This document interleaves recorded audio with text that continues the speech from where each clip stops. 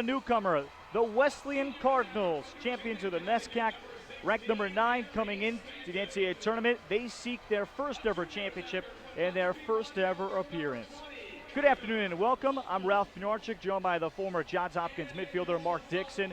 Mark, we have a team with tremendous championship experience, tremendous talent that is battle-tested. Wesleyan on this stage for the very first time playing their unique style. And whenever you throw those variables into the equation, first time in a national championship game for Wesleyan, first time in an environment this big, you worry about the nerves and the emotion. Salisbury has been here so many times. It's old hat, but this is a younger Salisbury Seagull team than has been in the national championship game in years past. And for Salisbury, they got it done getting off to a slow start, Mark. 3-2 on the season. Yes, it was a pair of overtime losses, but then they got thumped at number 2 York of Pennsylvania back on March 24th. So they were, at least on Salisbury expectations, reeling a bit at 6-3. But Jim Berkman has said all week in his 30th season, he hasn't maybe had a team he's been more proud of and had a team that has improved more than this team has to get back to this national championship game. And they had their bumps and bruises early in the season, and they've righted the ship, and they're back in the national championship game. Take the second round Christopher Newport victory. That was a 6-7 goal comeback by the Salisbury Seagulls that really tested their mettle and then got them prepared for tight games against Dickinson and Gettysburg. So you're going to have those bumps in the road early in the season with the younger team, but maybe no coach in Division III better equipped to turn it around than Jim Berkman. And Jim Berkman's team has 12 players that were on the field in last year's national championship game win over RIT, impressively 15-7, and 4 of which that were a part of the 2016 national championship game where they took care of a high-scoring Tufts team 14-13. And meanwhile, their challenger today, the Wesleyan Cardinals, out of nearby Middletown, Connecticut. Last year was supposed to be the dream season. They were cruising along. They had a 20-game winning streak, but they got, we should say, just didn't play to their level of ability. 22-9 last year against RIT in the NCAA semifinals.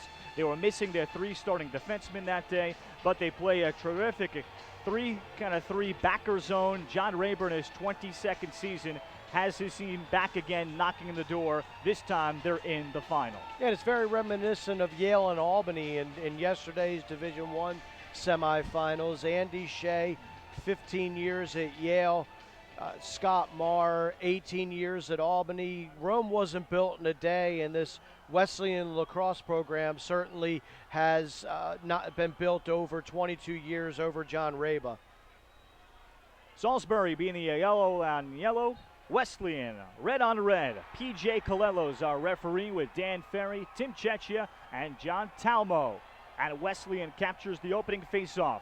And their attack unit led by Harry Stanton, a third-team All-American and a 4-year starter, joined by Ronan Jacoby and Carter Hawthorne. This is a senior-laden team. Pair of seniors in the first midfield, Taylor Gesquire, Cole Turpin, and junior Christian Barker. Man-to-man defensive look to start out here for Salisbury. It is a quite brisk 58 degrees at the start. There's a great shot, right-handed dodge. Taylor Gesquire starts the scoring in the national championship game. Nothing fancy at all about this Gesquire goal. He gets matched up on the defense of number 19 in goal, Troy Miller. And Miller was very aggressive, and he just overcommitted. Gesquire uses his size, his body to get inside of that defense, gets a run at the goaltender and just sticks it high to high. Great individual effort by Gesquire. So for Taylor Gesquire, he comes to Wesleyan all the way from Bloomfield Hills, Michigan. He's a 3-year starter, an honorable mention All-American, second teamer last year. And that's his 41st.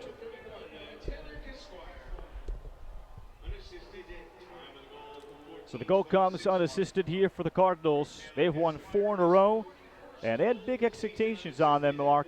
Preseason number 2 off of last year's disappointment. But as John Raba said, we've used that experience, that memory this week, and they're also healthy as well. Last year, they were missing their 3 starting defensemen. Another face-off win as Wesleyan able to deal it back to sophomore Otto Bohan. Well, we talk about the nerves and the potential emotion for Wesleyan. Nothing like winning the first 2 face-offs to get them settled down. And then, of course, that Gesquire goal. That'll do a lot to allay any anxiety that Wesleyan may be able to, or may be dealing with. And I'm quite honestly, they've come out flying and very aggressive.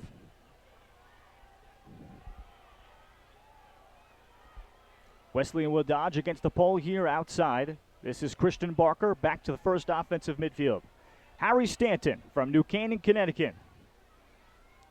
His older brother also played for this program and was a talented player, but he is going to shatter records. The program's all-time leading goal scorer takes it inside. He got it in and in tight against Brandon Warren. It was a 6'1 sophomore from Forest Hill, Maryland, the first-year starter in goal for Salisbury. And you look at the matchup, 42 Jeremiah LeClaire, 6'2", guarding the 5'8 Stanton. So Stanton using that smaller stature to gain leverage and get inside.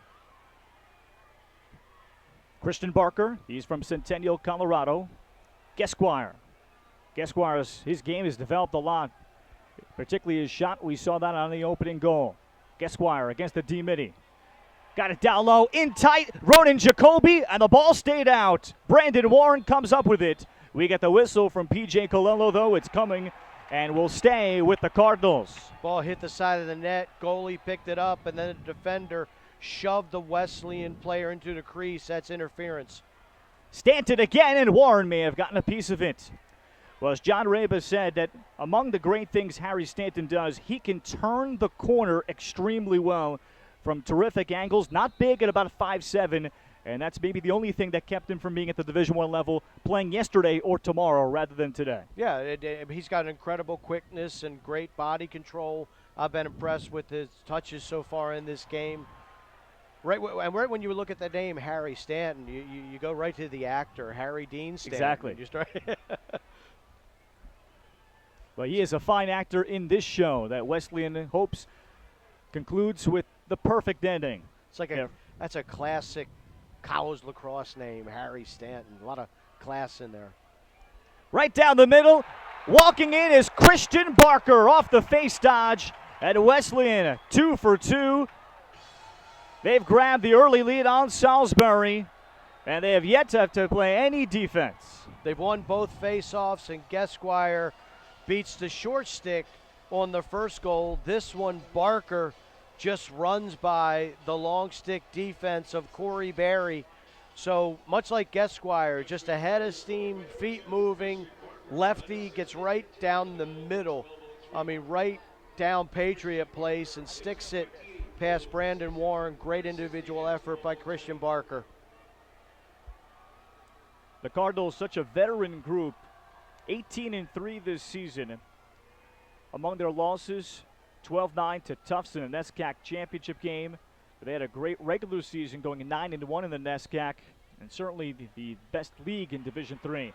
Another face-off win, Zach Zavalik, a sophomore out of Glastonbury, Connecticut, and the Cardinals will have possession again. Yeah, right now, Wesleyan just owning the face-off dot. The first and that last face-off cleanly won. The second one in the middle of that was a 50-50 ground ball that Wesleyan came up with. So they're winning the face-offs in every way, shape, and form. Again, they'll dodge against the D-Middies outside.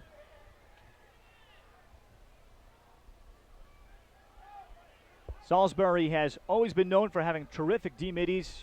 A couple of years ago, having the National Player of the Year at D-Midi in Preston Dabbs. But the Seagulls, winners of 14 in a row, have yet to have the ball. And they look to dodge from the wing. And they'll deal it back to Carter Hawthorne, a junior from Massapequa on Long Island. Already the program's leader in assist. His shot in tight, wide of Warren. And they'll get back up here. Hawthorne's been a starter since midway through his freshman year. First all-time with 131 assists, and he still has a whole year to go. Stanton trying to get topside. Shoots a bouncer and beats Warren. It's 3-0 Cardinals. The dream start for Wesleyan. Another dodge, another one-on-one. It's Stanton, and he recognized the matchup. It's a short stick, Parker Stevens, and for a guy like Stanton that gets beat on by long poles for a living, he was licking his chops at this individual matchup, the short stick. And what I like about Stanton is he just lowers his shoulder and he steps away from the defensive pressure applied by the short stick and is able to whip it past Brandon Warren. I think if you're Salisbury, there's two concerns right now. One, you're losing your individual matchups. Two, your goaltender is yet to make a save. Stanton with number 59 on the year. His 223rd, he has shattered the all-time record. Their second all-time point getter with 285, and someone that John Reba describes, he always wants to get better. And a face-off win, Salisbury, Brett Merlamphy. He is their second face-off man, as they will alternate between him and TJ Logue every two. So now the Seagulls have the ball for the first time, trailing 3-0. Three first-year starters on the attack, all sophomores. Griffin Maroney, Pierre Armstrong, and Josh Melton. And Jim Berkman will use two sets of midfields and bounce senior Garrett Reynolds back and forth between the two. That's a big face-off win for Salisbury, their first offensive touch. We saw yesterday in the Division I semis, Yale getting out to a 7-0 lead. And then, that of shot, course, Duke was up 6-0 before Maryland could respond. And Salisbury now trying to get into a rhythm offensively. Mark, that shot hit the pipe. Corey Gwynn on the look, hitting the pipe to the left of Otto Bohan. Salisbury will keep it, working against this vaunted Wesleyan zone that John Reba has played nearly his entire 22-year career. You can see the free safety, if you will, in the middle of it all is Chad Malinowski. He's the floater. He's the guy that is probably communicating and dictating how this defense is aggressive, and now he's replaced in the middle. So it's almost like they're on a string. One guy goes to the outside, he pulls the other guy in. Some have described it, Mark, like a backer zone that we see on the women's or high school girls side. Oh, that's exactly what it is. It tempts you to dodge, and then you got that free safety just waiting to slide and get into your gloves. Popping outside was Emery Wangus. Now the wing dodge. And excellent defense again being played on Zach Pompey. And here's a stall warning against Salisbury as they look to probe. They've already gotten a quality look from Corey Gwynn. Gwynn, their leading scorer, did not play last week against Gettysburg due to a concussion, but back today. Josh Melton, feed inside, intercepted, and picked off out of the air by Ben Shively. An honorable mention All-American named earlier this week. And the top long pole for Wesleyan, but they can't clear. On the pickup behind, Pierre Armstrong. Great defensive stand by Wesleyan, but you got to be able to get it from defense to offense. And this might be a backer zone, but the pressure on the perimeter necessitated the shot clock and earned that shot clock against Salisbury. Here's Gwynn. And Salisbury feels they have terrific shooters, Pompey being one of them. Reynolds on the second midfield. Well, Wesleyan this season, 9.2 goals against allowed. A strong number, but they just gave up a big number to RIT in a 1918 finalist. In the crease is Salisbury. They get one shot, they hit the post, and Wesleyan gathers it back. Getting used to this Wesleyan defense is going to take a minute or two for Salisbury. It's one thing to practice against it in a skeleton situation in preparation, and it's also another thing to watch it on film. But it's going to take a little bit of time to figure it out, where are the pockets, where are the good angles to shoot from. But you got to give Wesleyan credit. Two terrific defensive sequences to start this game.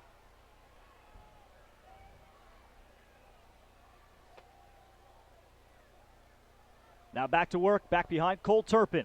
Best friends with Stanton since they were in 5th grade. The step down, it's Hawthorne. 4-0 Wesleyan. Connor Hawthorne. Crowd here loves it. Got a lot of red over in the far bleachers. This is just too easy if you're Salisbury. Nothing fancy about it. Just a dodge behind the cage, a quick double, and they leave Hawthorne wide open and a worm burner. low to low past Brandon Warren. Again, I'm going to point to the fact that Warren has yet to make a save. He surrendered 4 consecutive tallies, and he's not even getting close to making a stop. 25th for Hawthorne, Cole Turbin on the assist. And you wonder, will Jim Berkman go to the timeout? And he will. Wesleyan leading 4-0. And as we came into the game wondering about what kind of factor experience would have in this one, Mark. Salisbury has 12 players that played in last year's championship game. Wesleyan, their hearts broken last year. It clearly has not been a factor at all. It hasn't, and that was a concern for both Yale and Duke yesterday.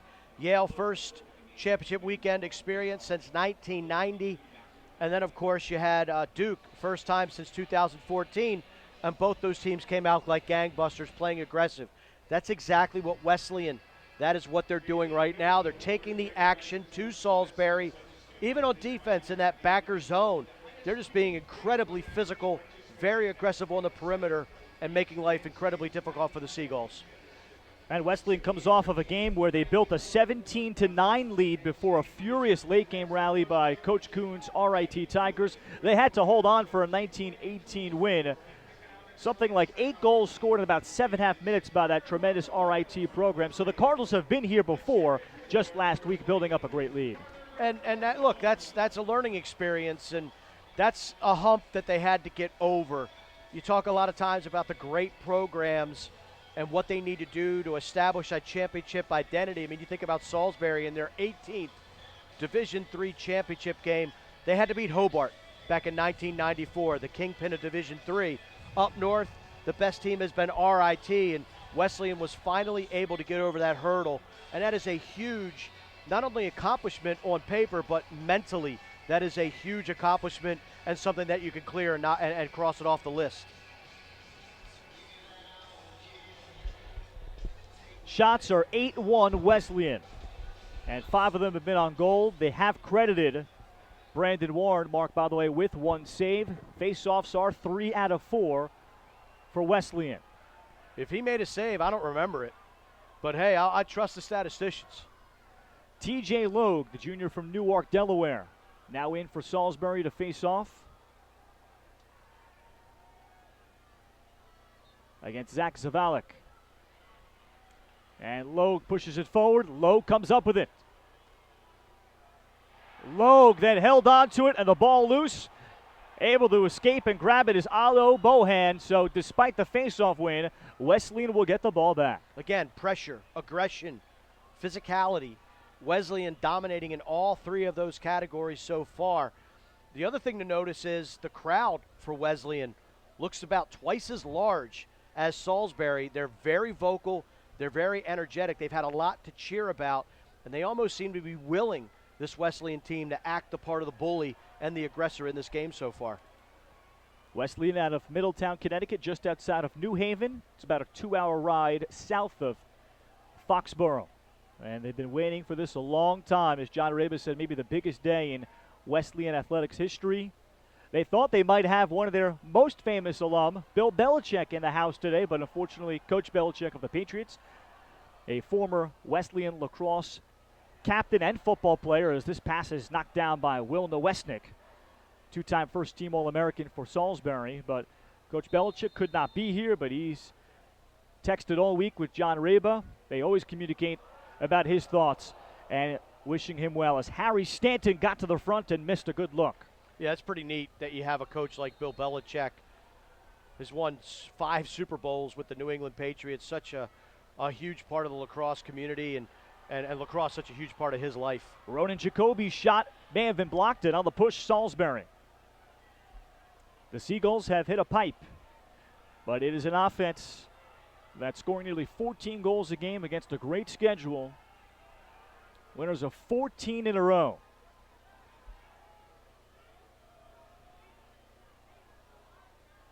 Second midfield now for Coach Jim Berkman, with Austin Short coming on, as well as Garrett Reynolds, who's gotten a full, healthy week of practice. And they wondered what kind of difference that could make. Reynolds, is, especially early in the season, looked like an All-American before 3 separate injuries slowed and limited him. Melton back behind Pierre Armstrong.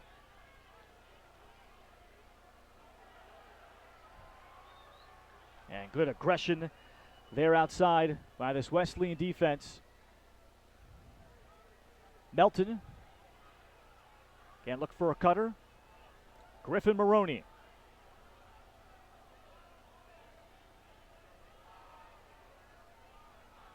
From the wing, letting it rip. Bohan making the save.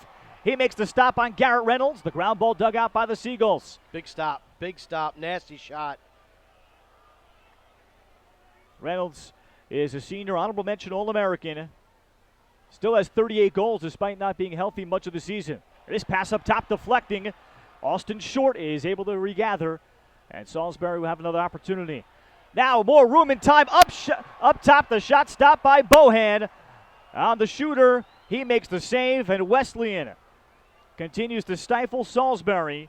They've got the ball, and they look for the clear. Well, there's a couple things. One, by playing the zone and packing it in, they're not allowing Salisbury to run by their defense, and they're keeping the shots to long distance. Great save by Bohan. And now up ahead, that shot will not count. That's Andres Rodriguez on the push, but Wesleyan got the timeout called. Oh, what could have been. Wow. I bet Coach Raba wishes he could have that one back. I understand why he would call the timeout, but from our vantage point, you could see the leverage and the advantage that the long pole for the Cardinals had. But hey, this is the national championship game. You're up 4-0. You got all the momentum going your way. Why risk a turnover? And just let's get the ball in 6-on-6, and let's see if we can get our fifth tally of this contest. So John Raba will talk things over with his team. He is a 3-time NESCAC Coach of the Year, and they are fired up for this game. Today, as it turns out, is graduation at Wesleyan. So they had graduation this morning for some on campus. As we see some of the highlights from this opening quarter that got the scoring started, Wesleyan had their own private graduation ceremony for the lacrosse players on Wednesday, and so they were able to have their special moment, and they'll look for another one here as we see the goal from Hawthorne that made it 4-0. Wesleyan just looks like a well-oiled machine. It looks like the momentum that they gained from knocking off RIT a week ago has carried over into this game. They're playing they're just playing at a different gear right now than the Salisbury Seagulls. Their defense has kept the Seagulls at bay. Meanwhile, the offense, they're just owning their matchups one-on-one and shooting the ball incredibly well. 4 different goal scorers for the Cardinals. And they'll have possession just outside the box. And they had beaten Brandon Warren for a 5th time, too, with the Rodriguez shot that was waved off. They've won a pair of NESCAC championships. Finalists this year losing to Tufts, but they won last year and in 2009. This week, another banner moment as 9 Cardinals were named to the All-American teams. That ties RIT for the most in a Division III program, and the most all-time All-Americans named in a single season in Wesleyan history. So out of the timeout, they put it into the stick of Christian Barker. And he's got the terrific long pole, Corey Berry, on him of Salisbury. Barker able to get it down low. Here's a shot off the side of netting by Ronan Jacoby, so Warren will dig it out, and Salisbury eventually gets the stop. That's a big defensive stop for Salisbury, even though it wasn't a takeaway or a turnover. But getting it from defense to offense now is going to be paramount for the Seagulls. They just need some confidence, and they need a little bit of a breather down here defensively.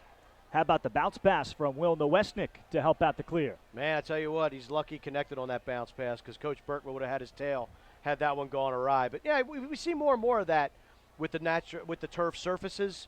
You get that true bounce. You don't have to worry about grass or anything of that nature. So I thought that was a smart play, well executed, and a good clear by the Seagulls.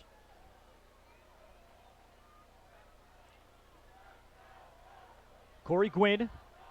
Outside, it's Wongus. He had the game-winning goal against Gettysburg. Feed down low. Melton was looking for the sneak, and it went through his stick. And because he snuck, he was the guy behind the goal. He then became in front of the goal, and no one's there for the backup. Wesleyan wins the race to the end line. The 5th turnover by the Seagulls.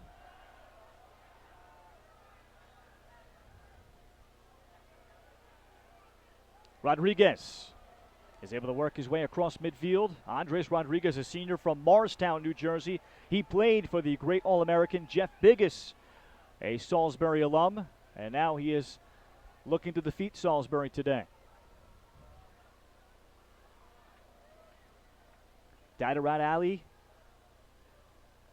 and holding here are the Cardinals with a 4-0 lead. Cole Turpin. You can see Salisbury, they like to be aggressive as well. They like to press the perimeter. They don't play as packed in as Wesleyan does. Barker on the feed. Jacoby, quick shot. Warren came out to challenge. The Cardinals have backup with under 90 seconds remaining in this opening quarter.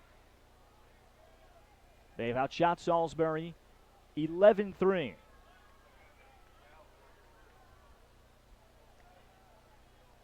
Barker this time of the ISO. Parker Stevens, the D-mini. And Barker, Colorado native, a 3-year starter, named 3rd-team All-American early this week. Good skip pass. Stanton thought about it, then looked to feed inside for Jacoby, and Salisbury will come up with the turnover.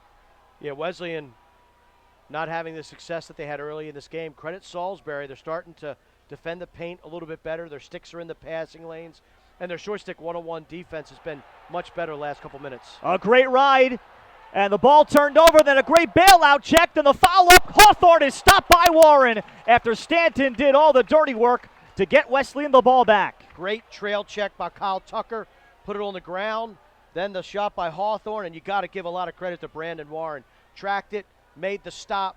Beautiful work by the goaltender for Salisbury. Actually, make that check for Borkowicz. Great takeaway for what would have been a layup opportunity for the Wesleyan attack. Short time here for Salisbury. 7 seconds in the quarter. They don't realize it. Salisbury, now they get the shot and they beat the horn. Zach Pompey with a rising shot beats Bohan, and the Seagulls are on the board. Wow. That is a cheapie if you're Wesleyan. That is just a step down, no screen, high to high. And if you're Salisbury, that is a much needed shot of adrenaline as you give up, for Wesleyan, a late end of quarter goal. But for Salisbury, that is a huge momentum shifter and something that gives you a lot of confidence heading into the second quarter. 6'3", 190. He's gotten a lot more physical. Pompey, somewhat of a homecoming trip for him, a junior from Reading, Connecticut. And a first-year starter with his 33rd.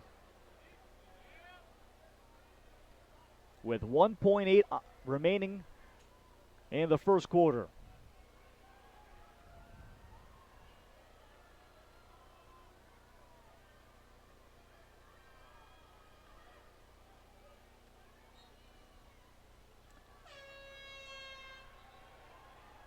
We'll see if that gets the Seagulls going.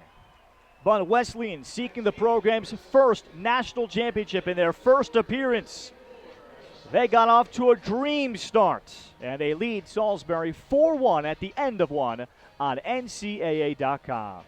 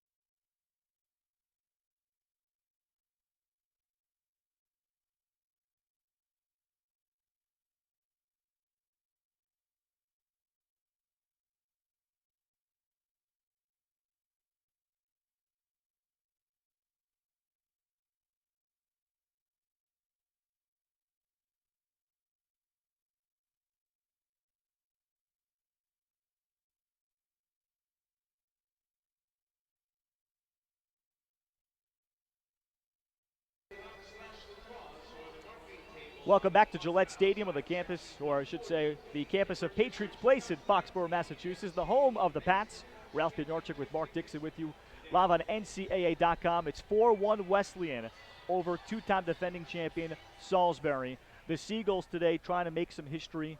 If they were to win this game, it would be their 13th national championship to tie Hobart, as we said at off the very top. It is an iconic program, and perhaps when you look at the history of lacrosse in both genders, they could be the most dominant.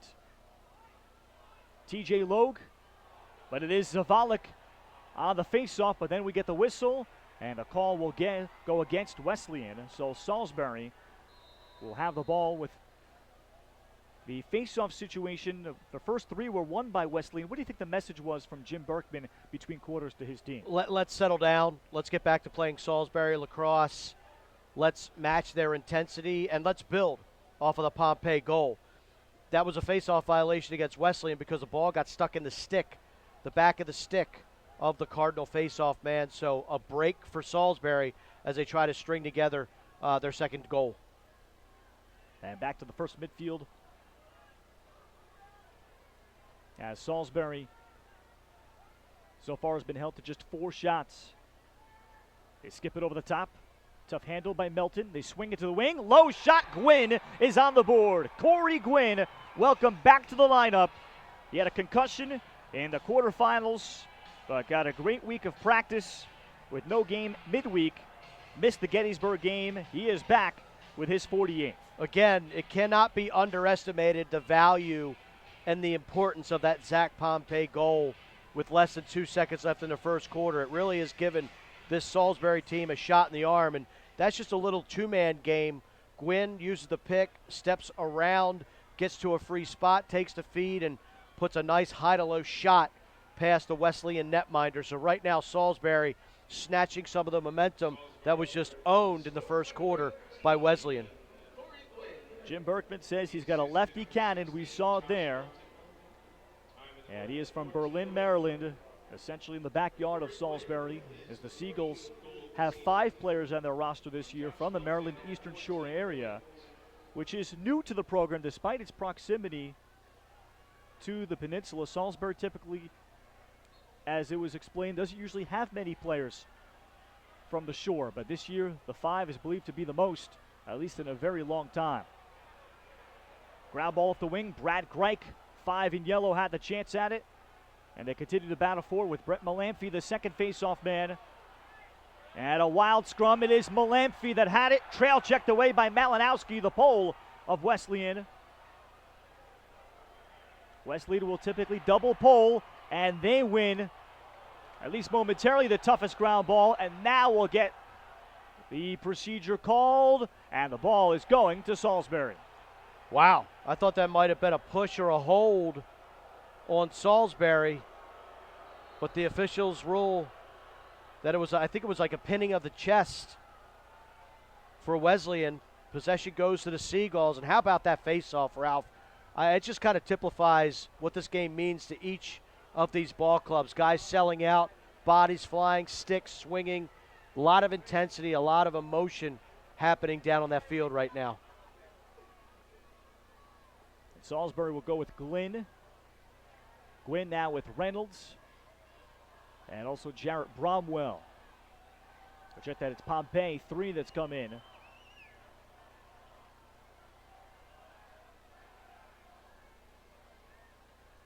Here's Melton, and talking this week to John Reba about how to defend this Salisbury team.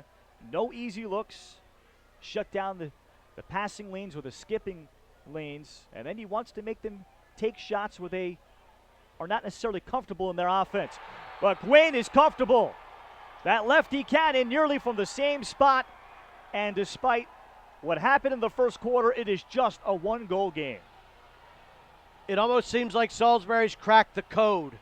Quick, snappy ball movement, finding pockets of open space, and Corey Gwynn on the run for about 13 yards, running to his left, and just a whip shot, high to high. Was able to stick it past Bohan. And I tell you right now, Salisbury, for as kicked around as they were in the first 15 minutes or 14 minutes and 58 seconds of the first quarter. They have owned this game as of recently. Gwynn second, Pierre Armstrong on the skip pass, getting the assist. So Salisbury now shooting 3 of 6 when they've gotten good looks, and one of them was an early pipe. I mean, you look at the first quarter statistics, shots, 14-4 in favor of Wesleyan. But the ground ball battle was won 12-6, believe it or not, by Salisbury. That's an inordinate amount of ground balls for one quarter. But you could see that they were hustling. It just, the defense was letting them down, and now the defense is shored up a little bit. The offensive has got some confidence, and Salisbury's going to take a quick timeout to save possession and retain and try to continue this momentum. They'll keep it as they are within 4-3, and for Jim Berkman, he has nearly seen it all. And for this young group, as we touched on, they had 3 early losses. They were 6-3. One of their losses being 15-7. It was the worst loss for Jim Berkman at Salisbury since 1992 in terms of disparity and deficit. They had a game against Gettysburg where they lost in double overtime. They had 10 penalties. Jim Berkman couldn't remember a game where he had that many, and yet this group has climbed out of those tough days in February and March to get back here, and they may have to climb again today. Division III lacrosse might be as deep and competitive right now as it ever has been. So anytime Salisbury loses by 9 goals, let alone to York, but York is a national championship contender. They lost in the quarterfinals to RIT of this year's tournament. Yeah, it's gonna raise some eyebrows, but quite honestly, whether it's a 9-goal loss or a 2-goal loss, it's still a loss. And ever since then, Salisbury's gotten their act together. They were able to go through the CAC and win that conference championship. And again, I point to the Christopher Newport game in the quarterfinals or the second round of the NCAA tournament, where they were down late by 6-7 goals, came storming back to win that contest. Those are the types of wins that really can fortify you and make you believe in everything that the coaches are preaching. And so this 4-goal lead, I mean, that's something, but it's not insurmountable. And again, that goal at the end of the first quarter by Pompey, such a huge score that has changed the momentum and changed the tide of this thing. This was a 4-0 game. Salisbury used the timeouts, and a pair of goals here in the second quarter from their leading scorer, Corey Gwynn, has made it a 4-3 Division III National Championship game still to come. At 4 Eastern, Mark and I will have the Division II National Championship game. Merrimack from North Andover, Massachusetts is here against St. Leo's, the Lions out of Florida. The Sunshine State Conference, they're located just outside of Tampa. They are here for the first time in the final. And we're looking forward to that. Hope you can join us on NCAA.com. Salisbury out of timeouts now. They called the early one just to stem the tide of this Wesleyan run, and that one was to save possession. So the final 12 minutes of the first half, Jim Berkman has no stoppages left in his back pocket. Gwynn. Wangus. Good face dodge, Reynolds. And Reynolds chased off of his spot.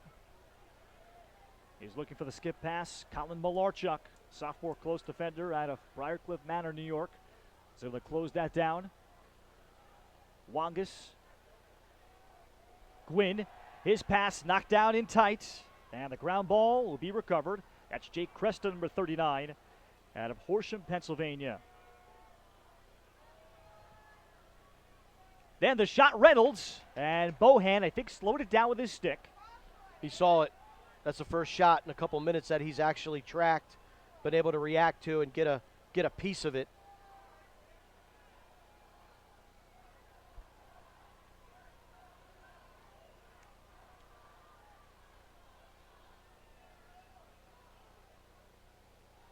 Again, Melton.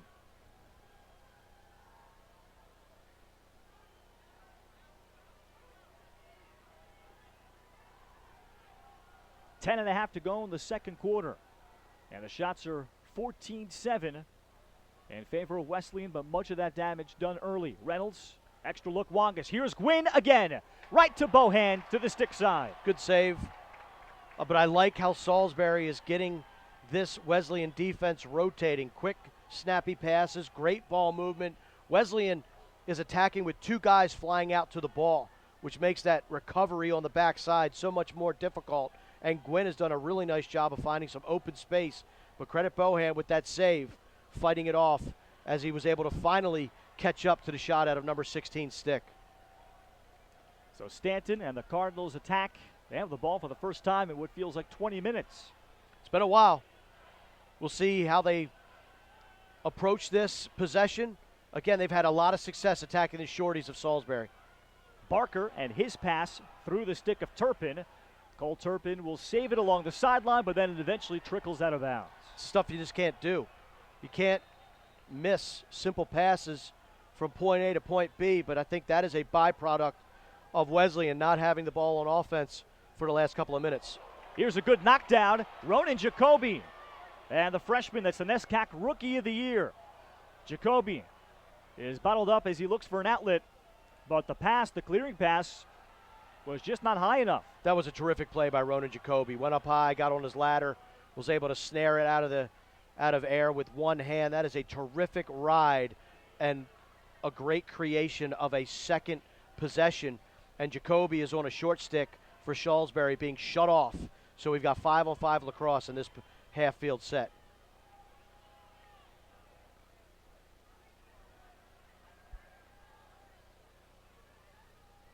Hawthorne to initiate, matched up by Kyle Tucker, the two-time Division III Defensive Player of the Year, just the third in program history. Walking out in front, and there is Warren making it look easy. He is able to stop Cole Turpin. So the defensive adjustment Salisbury's made is they're taking a shorty, and then he switched from number 4, Jacoby, and he switched over to number 31, Gesquire. So Salisbury right now is comfortable playing 5-on-5 lacrosse with one of their shorties shutting off an offensive player for Wesleyan. And that attack unit could have had 3 All-Americans. Jacoby, 80 points on the season, and an NESCAC Rookie of the Year. Did not get any All-American honors, but you can see down the road he's going to be a multiple-timer. Third-teamer for Barker, and honorable mention All-American honors for Gesquire. So Wangas here in Salisbury will look to tie the game up. Bohan has made 4 stops in goal for Wesleyan.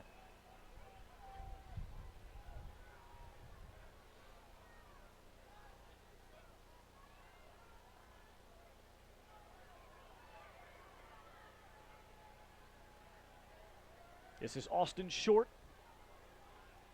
Pompey. Melton with eyes to the front. Good defense by Wesleyan. They are making Salisbury work. And you got to credit the Salisbury players. They are sprinting out there, cutting, setting picks. They're doing everything full speed. Shot clock now against the Gulls. So Pompey with the timer starting. Past the midway point of this second quarter. Wangas moved it along. In tight, the shot. Bohan making a fine save. It was Austin Short that was able to sneak just outside the crease area. Good reaction by Bohan. Got his right leg on that shot. That was a beautiful look inside. Otto Bohan, a 5'10" sophomore from Westlake, Ohio, attending the Western Reserve Academy. As this skip pass sailed a bit on Austin Short, he had the right idea. It might have been open, but it came out of the head of his stick a little funny and out of bounds. It just got away from him. It's unfortunate. Airmails it out of bounds. Possession over to Wesleyan. And we'll see if the Cardinals can find their offensive mojo, which was really sensational in the first quarter of this game.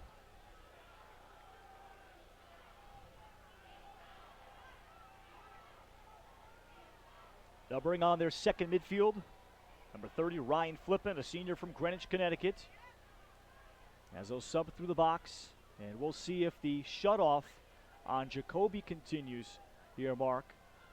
And right now, for the moment, it is not. Yeah, so it's not Jacoby being shut off. It's a short stick midi for Salisbury, shutting off a midfielder for Wesleyan. And right now, the shut guy is number 20, Parker Stevens, and he's shutting off number 30 in red, Ryan Flippin. There's a big hit on Stanton, and Stanton, though, is able to keep possession and keep his wits about him. And now Salisbury looks like they've dropped into a more conventional 6-on-6 with no shutoff. Tucker knocked it away, and the ground ball will be gathered by Warren. Tucker able to strip Hawthorne, and Salisbury able to come up with it with Will Nowesnick, 2 All-Americans on that defense. Especially Tucker, as Jim Berkman said, he just can eliminate your number 1 guy. But a great ride with a flag out, though. And the flag is out, and it will be Salisbury that will go man up. Crowd doesn't like the call, but I think there was clearly a slash against Wesleyan right on the far side, opposite of our broadcast position. The officials are conferring. So it's going to be a hold. That could have been a slash, but it's been downgraded to a hold against Wesleyan.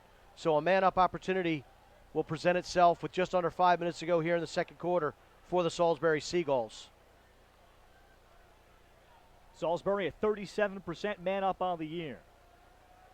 The man down for Wesleyan, it's been all right, allowing 32%. It's the pole, Ben Shively for Wesleyan that's off the field.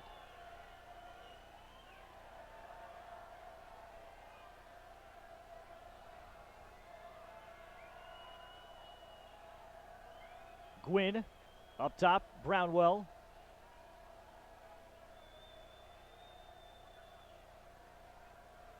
Melton, Pierre Armstrong, back to Josh Melton, in tight, good stick fake, Bohan able to commit robbery on Maroney. Wow, that was pure denial right there. Look up, not up in here in the dictionary, and Bohan, what a beautiful save. What I liked is he matched stick on stick. And great fakes inside, good patience, but I like how Bohan matched stick on stick. And here's a quick shot by Wesleyan as they'll have backup. But Griffin Maroney, Salisbury's 4th leading scorer, and a lefty that had it on his strong hand. The goaltending in this game has been streaky so far. Warren struggled early, has played better as of late, and Bohan started off hot. Couple got by him on some terrific shots, and now we're seeing him elevate his game. So both goalies are playing well right at this moment. Hawthorne outside to Gesquire. First midfield again for the Cardinals. And Gesquire has the D-man. He's shooting with the left, and Warren came out to challenge the angle, and that's a tough matchup for Salisbury, Mark. With Gesquire, who goes 6'5". You can see how strong, lanky he is and how well he can extend. Well, both these teams have settled in. Wesleyan jumped up 4-0. We were questioning the mindset of the Cardinals being their first ever national championship appearance. And then Salisbury, it's a reason they've been here. There's a reason why they've been here 18 times. They settled in. In front on the sneak, it is Stanton. So quick getting to the front, turning the corner, and Wesleyan has ended the 3-goal Salisbury run. It looked like a little bit of defensive miscommunication between the Salisbury Seagull defenders, and you got to credit Stanton. He is not afraid to turn the corner. He is not afraid. He invites contact, and that is a beautiful goal to get that Wesleyan lead. It's a 2-man game behind the cage, and it was almost like a fake. Not a hidden ball trick, but pretty darn close to one, and the Salisbury defenders weren't able to pick up the ball carrier. Goal for Wesleyan. Second for Stanton. They give an assist to Hawthorne. And it's 5-3. And Harry Stanton, this is his first time ever to Gillette Stadium. He's a Giants fan, just like his best buddy Cole Turpin is. They're both from Fairfield County. And during the recruiting process, Michigan was on him but passed on him. And John Rava felt we caught a break. Got much bigger on the shoulders. Goes about 5'8", 190 now. Zavalik wins another tough battle in the face-off X. And Zavalik ahead. Timeout as Stanton was about to turn the corner, and this is Wesleyan's final timeout of the first half with 2:49 to go, and what has turned out to be perhaps a different first half than we expected, as it's 5-3 Cardinals. I think we knew Salisbury would have to take some time to settle in against the Wesleyan zone defense, and maybe it could take them a quarter or two. Yeah, and that's exactly, it took about 3-4 possessions before they finally got comfortable. And let's be honest, the first goal that they scored, I mean, that's just a guy stepping in and saying, I'm bringing it high and heavy, try to catch up to it. So I like how Salisbury has been moving the ball here in the second quarter, getting the Wesleyan defense on a rotation. Credit Bohan with several saves over the last few minutes. Then on the other end of the field, the Wesleyan offense continues to grind, continues to work hard, and get some quality shot opportunities. But the Salisbury defense, especially the short stick D middies, have really pulled up and tightened their belts and really gotten into a rhythm of keeping Wesleyan away from the cage. Credit the Cardinals for some creativity on that last goal, but I mean, we knew it was going to be a terrific championship game, and it has certainly lived up to that billing. 5-3 Wesleyan. They have outshot Salisbury 18-11. Salisbury, though, does have the edge in the face-offs, 5 out of 4, despite the job Zavalik has done. But Wesleyan has forced a couple of turnovers immediately after Salisbury wins. And there were big expectations on this Cardinals team. There were a couple of polls that had them preseason number 1, despite not going to the national championship game last year. And John Rabin knew that.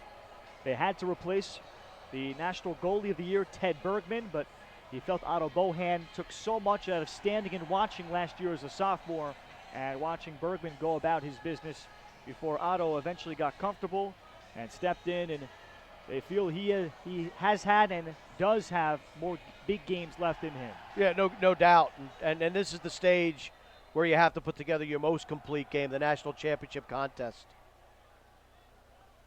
Kind of fun during that intermission, the fans going back and forth with each other. Again, the Wesleyan crowd about double the size of Salisbury, and anytime a Salisbury fan section was shown on the big video board here, boos cascading down. So these Cardinals are a bunch of bullies.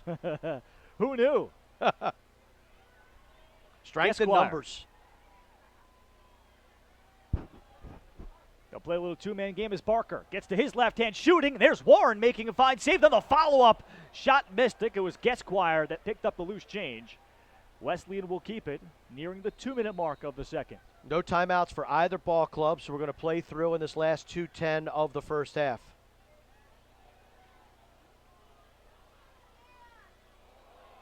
Turpin got past the short stick, then is taken down. No call. He's able to keep possession. Back behind Hawthorne. Surprised there was no flag there. Looked like there was a clear push in the back against Salisbury. The D-midi, Jeremiah LeClaire, got into it with him as this pass brought in by Jacoby. Salisbury back in that shutoff. They're using number 42, Jeremiah LeClaire, closing off number 20, Hawthorne, behind the cage. Down low, this is off the side netting. Jacoby, the shooter, and Salisbury will look for the clear, and we'll have a minute to go before the half. Yeah, so you've got to like how Salisbury's mixing up their looks defensively. Sometimes they're shutting, sometimes they're not, trying to keep Wesleyan off balance. Kyle Tucker, as he steps in, goes to LeClaire. High pass brought down, and was it an offside? It's just a failure to advance by Salisbury. Offsides against Salisbury. They had 7 players forward, and Wesleyan has numbers. Down low, Warren making the stop on Jacoby. Terrific save by Warren, right on the doorstep. Jacoby able to pick up the ground ball after Eric Morales, who was off the Wesleyan football team as a slot wide receiver, and a D-midi legged it ahead. And walking out in front, Jacoby with his hands tied up. 32.6 remaining for Wesleyan. They led this national championship game 4-0, forcing an early Salisbury timeout. Looks like Wesleyan is going to play for the last shot. Christian Barker, who has a tally in this game, looking to go to cage. with the D-Midi, Troy Miller trying to stay with him. Barker continues. There came the help, knocked away by LeClaire, and the pickup by Nowesnik. They send a bouncer ahead, and a chance, a little flip shot. Bohan came out to challenge just before the horn. Well, we saw the little bounce pass earlier from Will Nowesnik, and that was just perhaps one trick out of the many he could show us. About a 50-yard double bouncer that nearly led to a goal by Griff Maroney. Great first half of action. You saw the 4-0 lead by Wesleyan. Salisbury really galvanized by a goal on short time with only seconds remaining in the first quarter. Second quarter pretty darn even when it comes to the intensity and the emotion. So this is certainly setting up to have a tremendous second half to determine a national champion. We'll be back with more on NCAA.com, including bringing you our first half highlights. And then the third quarter of the Division III National Championship game, Wesleyan of Connecticut seeking the program's first national championship on NCAA.com.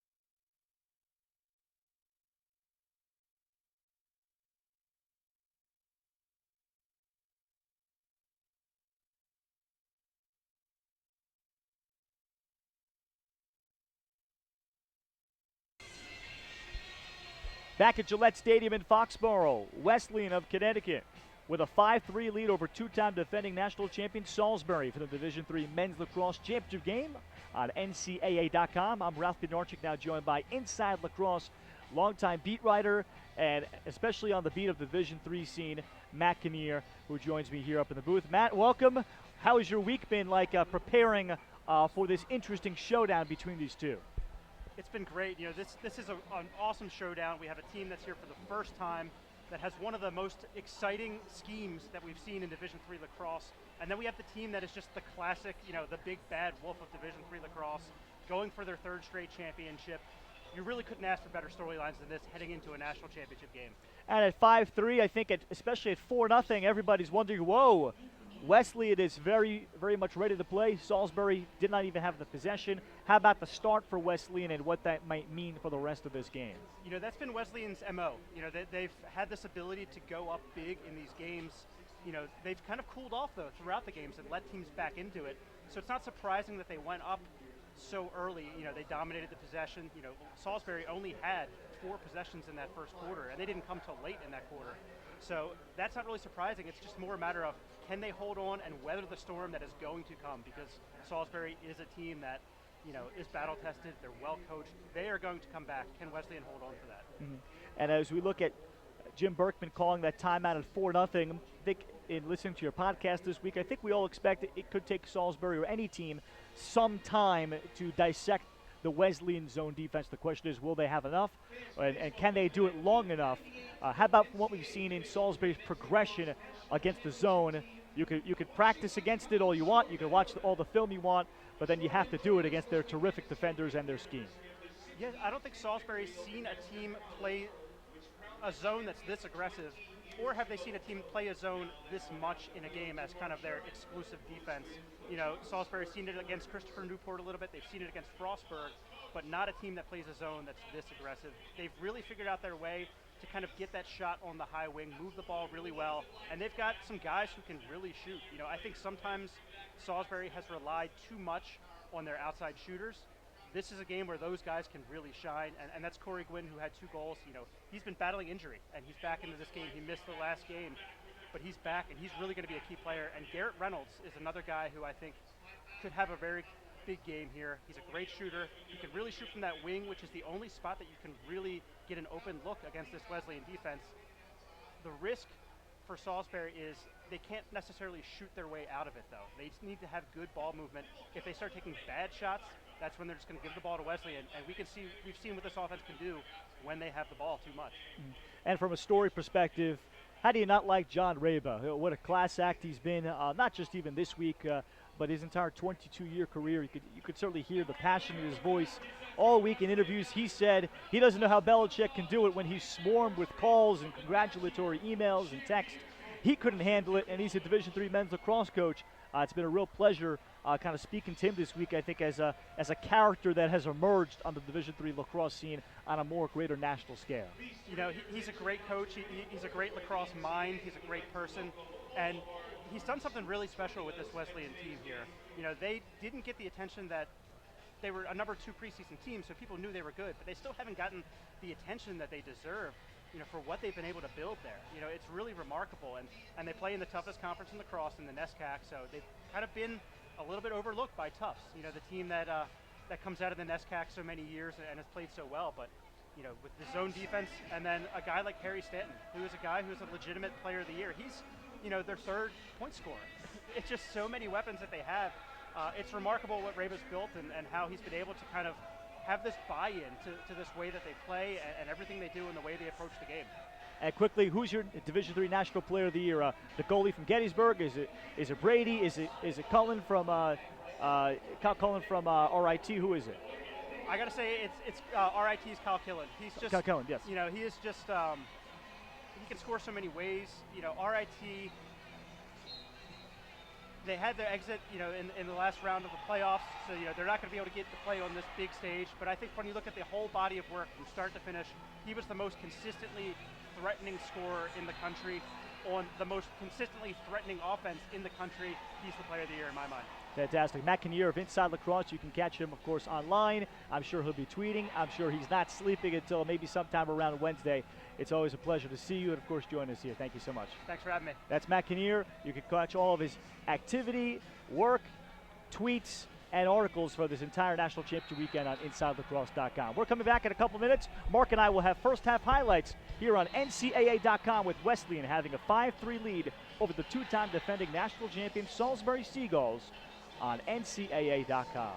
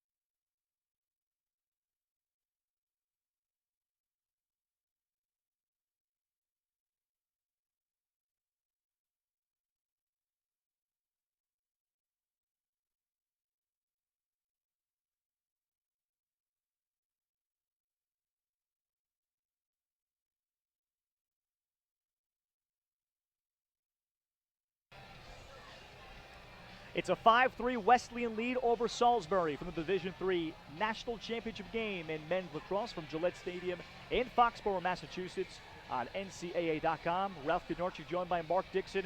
We'll have halftime highlights for you in a moment. Key numbers, 23-11, Wesleyan out shooting Salisbury. Salisbury has turned it over 9 times, but they shook off a very tough opening quarter to cut it to 2. Yeah, and you knew that Salisbury was going to recover. You knew they were going to answer the bell. I like offensively how they moved the ball a lot quicker against this aggressive zone defense by the Wesleyan Cardinals, and they shot the ball incredibly well. In particular, Corey Gwynn with 2 rockets. He accounted for both goals there in the quarter.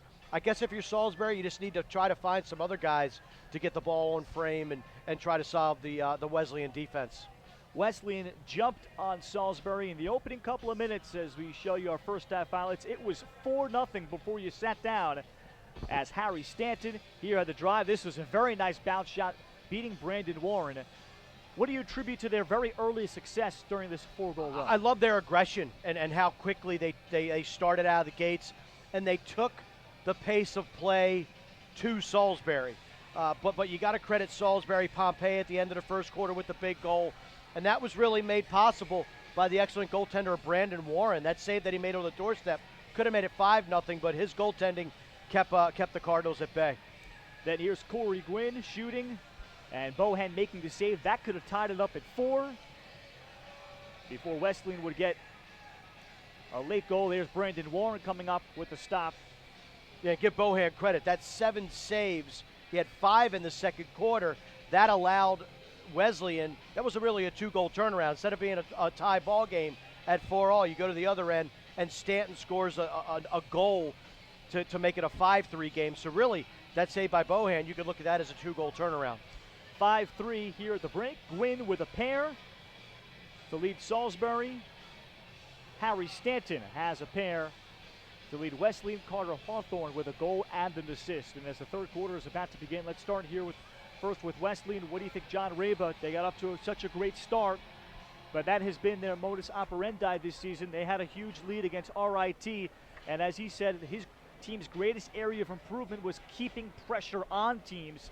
They have tended to allow teams back in the game. What do you think was his message at the half? I think it's just that. Let's look, we know Salisbury wasn't going to stay on the deck, and they've come up swinging, and they smacked Wesleyan back in the mouth, but they've absorbed that, and then they counterpunched with the goal by Stanton at the end of the first half. So I think what the message is for both teams, especially Wesleyan, 30 minutes, guys. 30 minutes for a national championship game. And probably John Reba said at halftime as well, if I would have told you you're going to be up 5-3 on the defending national champions at halftime, you probably would have signed up for that. That's exactly where they are right now, and it's going to be a good 30 minutes to determine a national champion. Zach Zavalik, the sophomore from Glastonbury, Connecticut, has been the primary faceoff man for Wesleyan. Salisbury will continue to alternate the tandem of TJ Logue, who's in there now, and Brett Malamphy. They take 2 faceoffs at a time before switching. It's good to have that little mixture, and I'm sure if somebody gets hot, whether it's Logue or Malamphy, then they'll probably get the lion's share of faceoffs here in the second half. But Zavalik able to win that one cleanly. So here's Wesleyan with possession, and this high-powered attack has already gotten production from the midfield, too, with Turpin. And then the first goal of the game from Taylor Gesquire. And John Reba felt that we have the best attack unit in the country, but, of course, the midfield helps create that. And then his second midfield has emerged in the playoffs. Probably the best offense they've ever had in 22 years. Here's Turpin shooting. Good late trail check to jar the ball free. And a good job of preventing the shot by Salisbury's Corey Berry. Stanton. Met by Nowesnik on the switch. Stanton trying to take him, goal line extended. This time Warren making the save. Good adjustment. He saw Stanton do that 2 or 3 times in the first half, and he knows he likes to shoot it low and far post. Warren did well to get down and snuff that opportunity out. Jeremiah LeClaire on the clear, a transfer from Hofstra. The D-Midi, and now the Seagulls to organize the offense. That's a save early in the second half that Salisbury did not get in the opening minutes of this game. So that is a big stop. Keep it at a 2-goal hole and now try to chip away.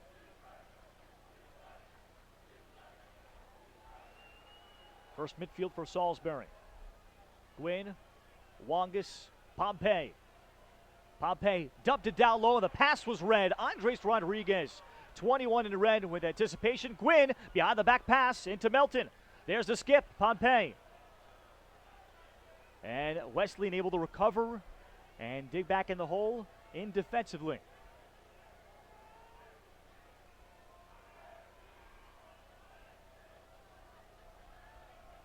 Gwynn watched up top by the D-midi, Colin Hitter. 13 in red for Wesleyan. Hitter now against Wongus. Emery Wongus.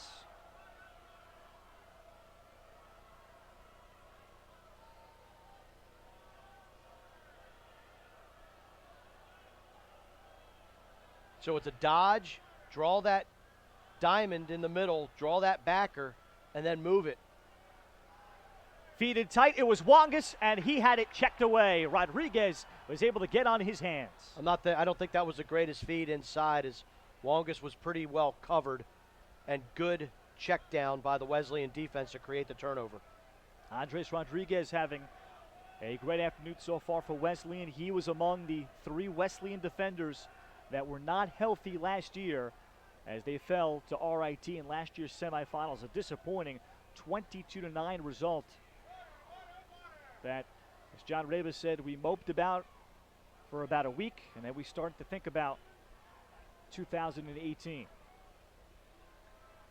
Gesquire shooting with the left hand and not able to control the ball as Warren. He didn't make the save. I tell you what, Warren is looking very well. He's seeing the ball well, stepping to it, getting his stick on it. He's really upped his game after a little bit of a shaky start.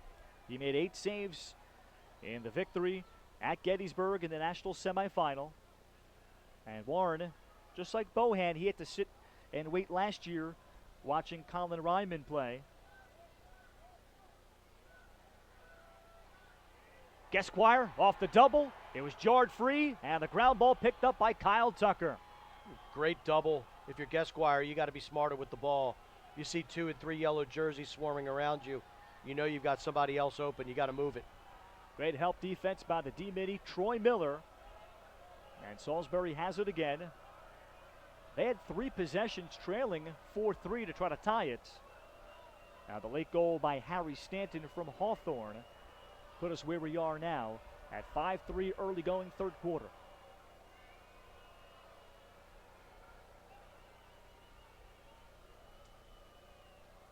Chilly day here in Foxborough, probably around 60, 65 degrees with a brisk wind. Big difference in temperature from yesterday, which was close to 90 degrees and about 100 degrees on the turf.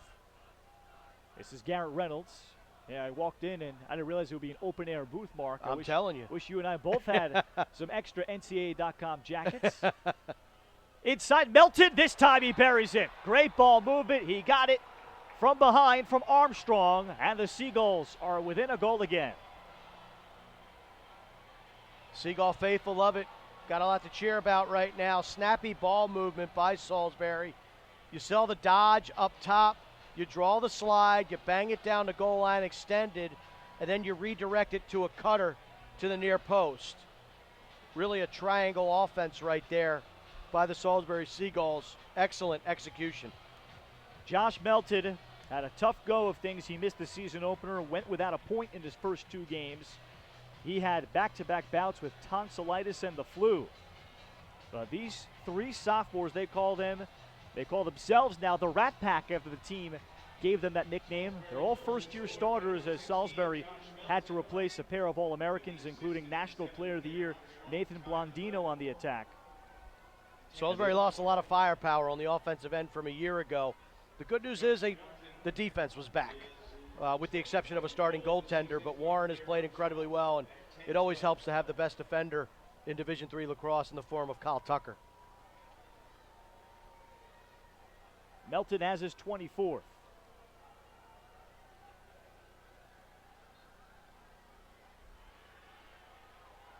This time the face-off pushed ahead by Brett Malamphy. And another good scrum. Big number 50, Chad Malinowski. That was a terrific ground ball. Was able to come up with it. Wesleyan will double pole virtually the entire game. That's a 6'3", 230 guy picking up a short arm ground ball in traffic. And then he got the 70 inches of titanium out of harm's way. That was impressive.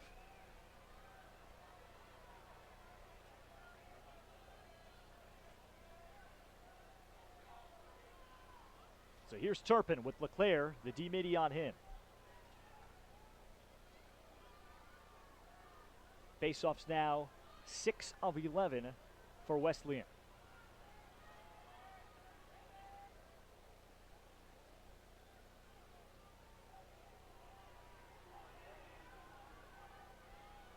Two goals for Harry Stanton, 1 and 1 for Carter Hawthorne. And the Cardinals attack that has gotten all the attention they have produced and the accolades to add to that too. Salisbury in a straight up 6-on-6 D, no shut off. Gesquire, hands free, beating Warren Lowe. He got the feed. The slide came to Barker on the dish, and it's Wesleyan back by 2. Impressive dodge by Christian Barker and smart play. Watch him lose his body. Leans in, and right now he's got good leverage. Sees the double coming, is able to get his hands square, and a nice little pass over to Gesquire. And the big man uses that long reach of his to put it past Brandon Warren 5-hole. High to low, beautiful shot, but Barker, credit him with drawing the double, dumping it, and letting Gesquire have open space to operate in. They've clocked Taylor Gesquire in practice at up to 105 miles an hour at 6'4", 215. John Raba was at the Good to Great camp at Amherst College. In 10 seconds, he saw him step down from 18 yards. The cage almost fell over, and they started the recruiting process immediately, and they got him about a week later to commit. It's a big get for John Raba and the Wesleyan program, and he's got 2 goals so far here in this one. Malamphy on the left, Zavalik on the right for Wesleyan. Malamphy overran it, kicks it forward. Malinowski over, and the pickup belonged to Zavalik, and he got it outside to the wings and Shively. Well, right now, Wesleyan's winning the tough ground ball battle and the all-important ground ball battle off of the face-off dot. But that's 2 in a row for Wesleyan. Just a couple minutes ago, Malinowski picked up a tough one, and now Zavalik picks up an equally difficult one. And these are the types of possessions and type of game management that Wesleyan needs to be successful.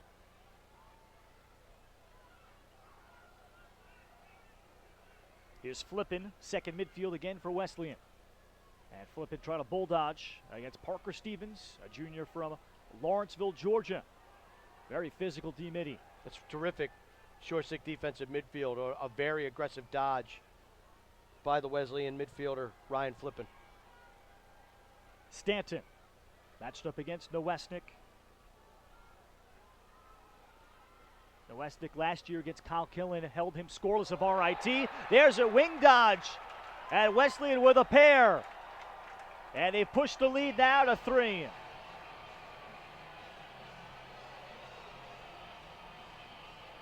Terrific dodge by the Wesleyan short stick. Just gets leverage. It's what it's all about. It's an alley dodge. And you can see the short stick defensive midfield of Troy Miller. Once he gets on the back right there, it's all over. You got to stay in front. You got to funnel the dodger down the alley. That did not happen. And the beautiful shot. Corey Aviles with the goal, a junior out of Setauket, New York, out of high school and national high school power, Ward Melville. That's just his second of the season, so he gets a run on second midfield and was very aggressive. Well, you need a second midfield to win a national championship, just because you don't want to wear your first line guys out. But when you can get production out of the second midfield, that is just icing on the cake. Beautiful shot by Aviles. 2 goals on just 10 shots for Aviles. Logue. And Logue had it checked away. He thought he may have had the open ground ball. Shively jarred it free. The pickup for Salisbury and Noah Kness, and then he is rocked out of bounds, and Wesleyan is loving it. They're going to get the ball back. Here in the third quarter is doing what they did in the first quarter. They're taking the physicality and the tenacity to Salisbury. And this looks like Salisbury, every time they're on a ground ball, Wesleyan's right there. Every time they're trying to clear or get the ball to open space, Wesleyan's there. And this is a great takeaway, though, by Tucker. Wow, that was sweet. A perfect takeaway on Stanton. He intercepts. And a takeaway Salisbury needed as they trail by 3. Gwynn. And the hand wrapped around, flags coming out. Gwynn. And he could not get the shot off, and eventually picked up by the Cardinals. Salisbury will have their second man up. Gwynn did a great job out of the substitution game, coming out of the box with a head of steam, headed to the cage. And that's a definition, textbook of a hold. The guillotine around the neck of Gwynn. Draws the foul. We're going to take a look at the replay. Almost decapitated him right there. Extra man opportunity for Salisbury.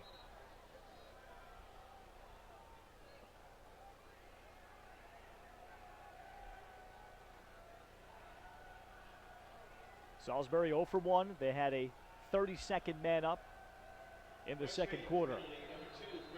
And it's Christian Barker.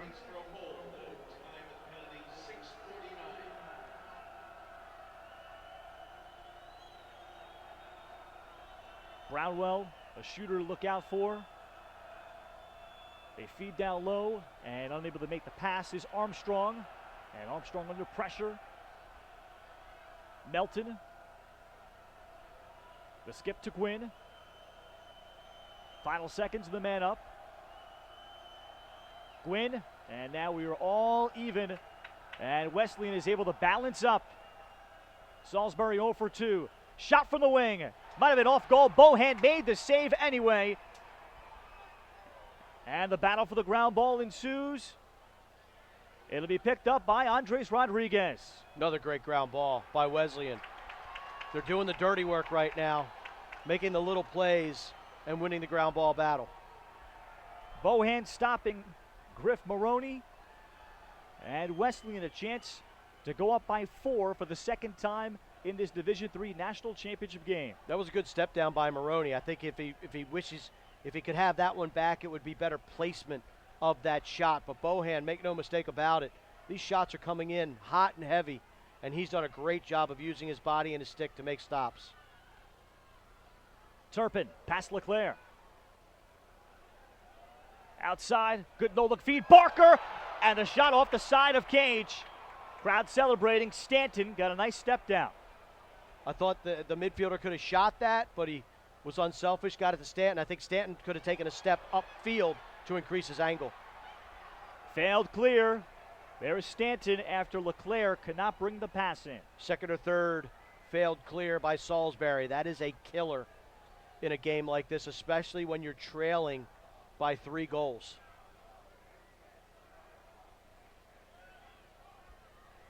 Barker on the ice, so this time shoots it. Warren out of cage.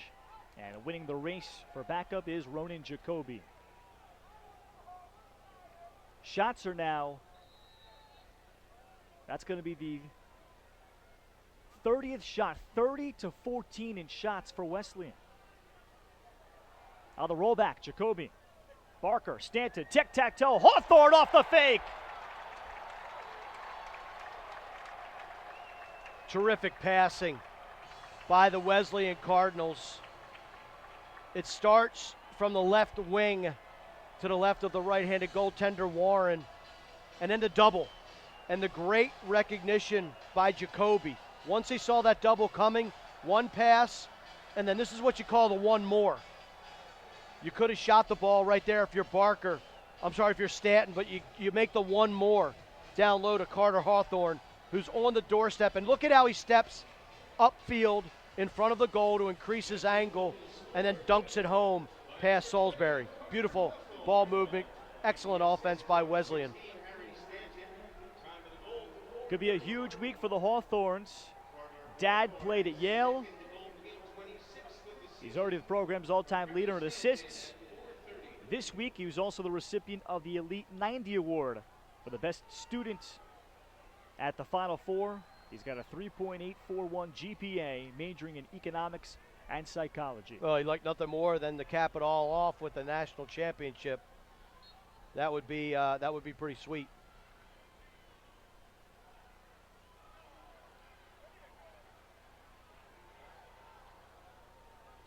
And off the face-off, this one is going to Salisbury after another great battle in the Face-Off X Division I National Championship game tomorrow to conclude another great weekend here at Gillette Stadium that's emerged as a consistent and fine host here of the Men's Lacrosse National Championships. So this has been a game of runs. 4-0 Wesleyan, then 3-0 Salisbury, and then Wesleyan now in the midst of another 3-goal run.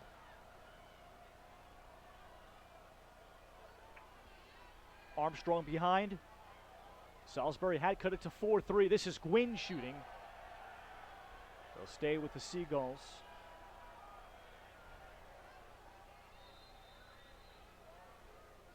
For Salisbury, 12 of their 15 shots, Mark, have been on goal. Yeah. And including one pipe, so I don't know if you could say that they haven't shot the ball great. They just haven't got maybe They the haven't had a ton of chances. opportunities. Yeah, I would agree with that wholeheartedly. Very accurate shooters.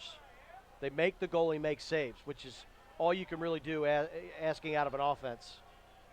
They don't want them to be gumball, popcorn types of saves. You want to make the goalie work for them, but at least putting it on cage makes sure that the goaltender's going to have to work. It's Melton trying to dodge. Gwynn, and down low for Armstrong. And Salisbury has faced a couple of defenses this year that have played zone almost the entirety of the game. Christopher Newport, as you mentioned. Frostburg State has played long stretches of games against Salisbury against zones. Gwynn popped the pass through, and it leads to maybe a Kolma check. Wangus was reaching for it. Rodriguez forced it forward. Gwynn overran it. And the ball on the ground all the way to the far sideline before Pompey digs it out for Salisbury. And it looked like Gwynn, which created that loose ball, didn't mean to make that pass. It almost like at the last second he tried to hold it back, but it pops out of his stick. But credit Salisbury for digging up a tough 50-50 highly contested ground ball.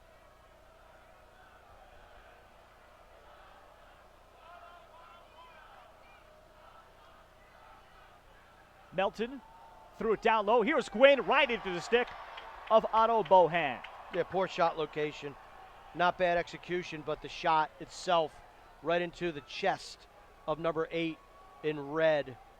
And he's shown consistently throughout the season and throughout this game that he's going to make those saves. 9 saves for Bohan, 10 stops at RIT last week in the semifinal. He's made as many as 19 saves in the game this season against Amherst. Another 18 save performance at Tufts in a wild one. And through a lot of traffic, Stanton, and he took a shot. Harry Stanton is hunched over, hurt behind the play. He's clearly shaken up, holding what looks like his left wrist.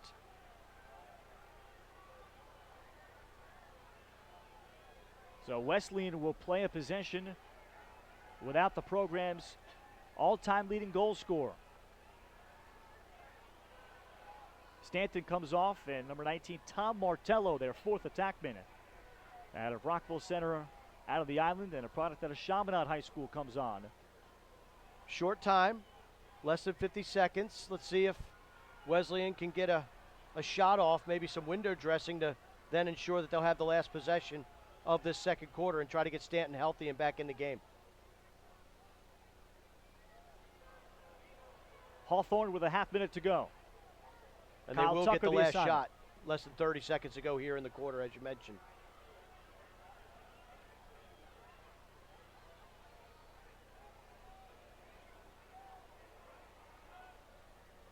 Gesquire.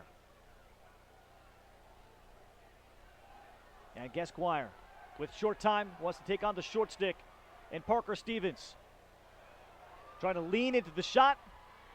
Salisbury will get the stop. One more feed ahead, and that will take care of the third. That's the end of the third. Wesleyan outscores the Seagulls 3-1 in the quarter. And they take an 8-4 lead with them into the fourth quarter, seeking the program's first ever national championship. We're back to Gillette Stadium in Foxborough on NCAA.com.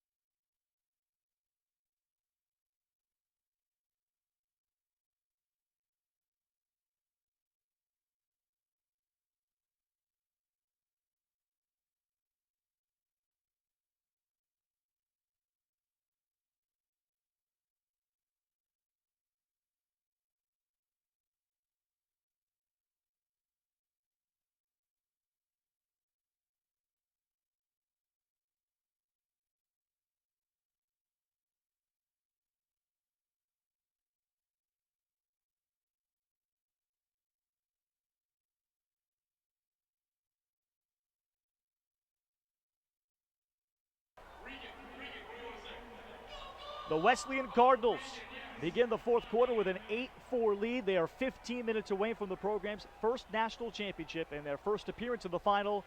And to do so, they'll have to dethrone the two-time defending champs and 12-time champions, the Salisbury Seagulls. Welcome back to Foxborough. Ralph Bjornchik with Mark Dixon. Game number 2 will start at 4 Eastern, the Division II final. Intriguing matchup between Merrimack and St. Leo's.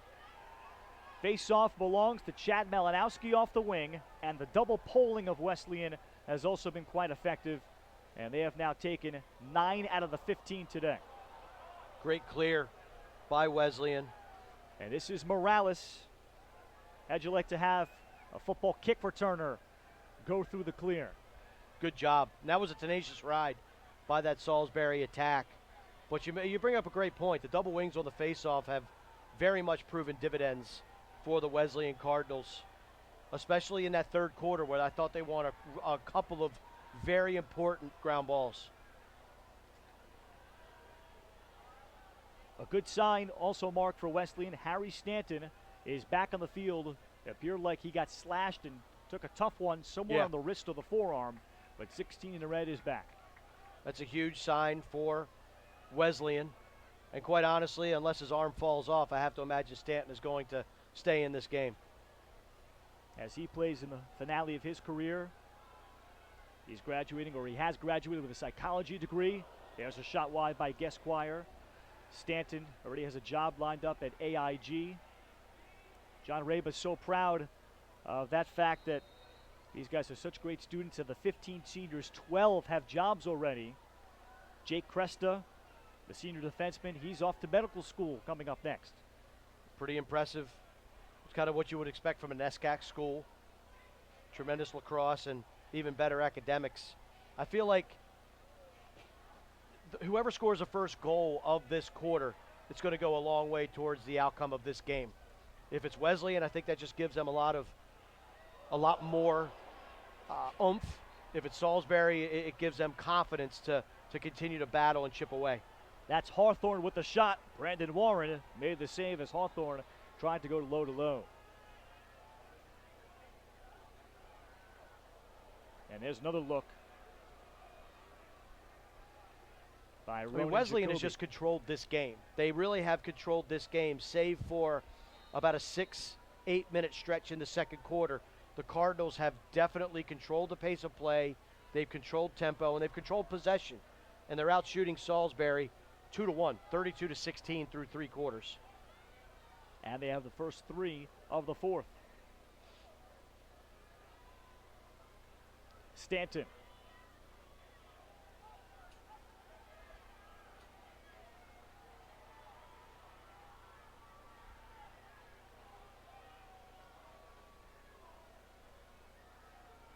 It's Hawthorne. And he's met back behind by Brad Apgar. Freshman defenseman just came on. Feed it. They looked to cut through the crease, and that was Jacoby. Jacoby appeared like he was not necessarily looking for the pass at that juncture, and that's a Wesleyan turnover. Ill-advised pass right there. I thought it was maybe a step or two behind, as Jacoby was open for a split second, but credit Salisbury with a nice check, creating a loose ball, and now they'll see. Now they'll see if they can get their 5th tally of this game and, again, reestablish a little bit of mojo.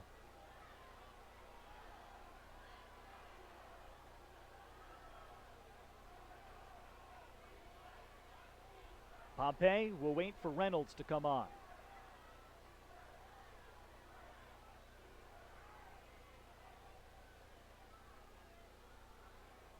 Melton to try to dodge up top. Now on the wing, Reynolds. Good feed inside, and the shot missed. Quality look. That's Griff Maroney, the shooter for Salisbury. I like how they're starting to get the ball into the interior of this Wesleyan defense.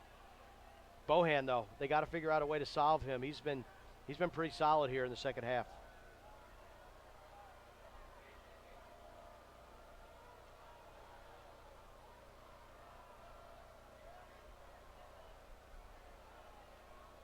The fewest goals Salisbury scored in the game this season. They were held to 6 against Chris Newport, and there's a shot from the perimeter.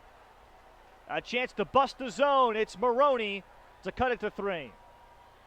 I like how Salisbury is moving Maroney around to different locations on the interior of this Wesleyan defense. The shot that he missed just moments ago was pretty much right on the crease. This time he curls out, drags to the left, and he's about 8 to 10 yards off of the crease, and he shows his range. Nice release, high to low, beautiful placement. Maroney with a huge goal for Salisbury. Griff Maroney attended the Hun School out of Califon, New Jersey. That's his 47. He is their 4th leading scorer. As Jim Berkman says, when you watch him play, you would think he's from Canada, but he is from New Jersey. He's American. So Malamphy now in on the draw. He is from Jersey, though. So, yeah, you know. Different kinds of people, I think. Huh? Different kind of American, right? Yeah. Maroney had to sit and watch Carson Kalama put together a great senior year last year. He was his understudy, and a ground ball picked up there by Berry. And can Salisbury string together a couple of goals? Yeah, like I mentioned a couple minutes ago, I thought the first marker of the fourth quarter was going to be telling and go a long way. Salisbury got it after defending Wesleyan for about 2.5 minutes, so we'll see if they can capitalize and continue to ride this wave of momentum.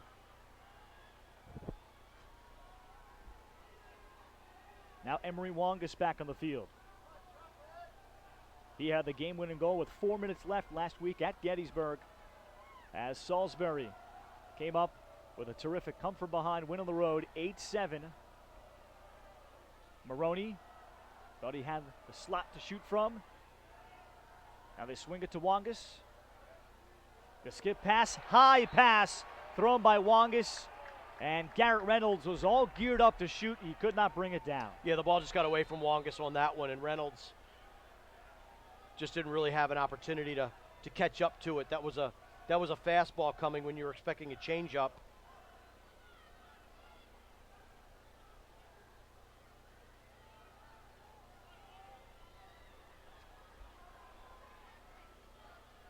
Wesleyan will try to clear it through Andres Rodriguez.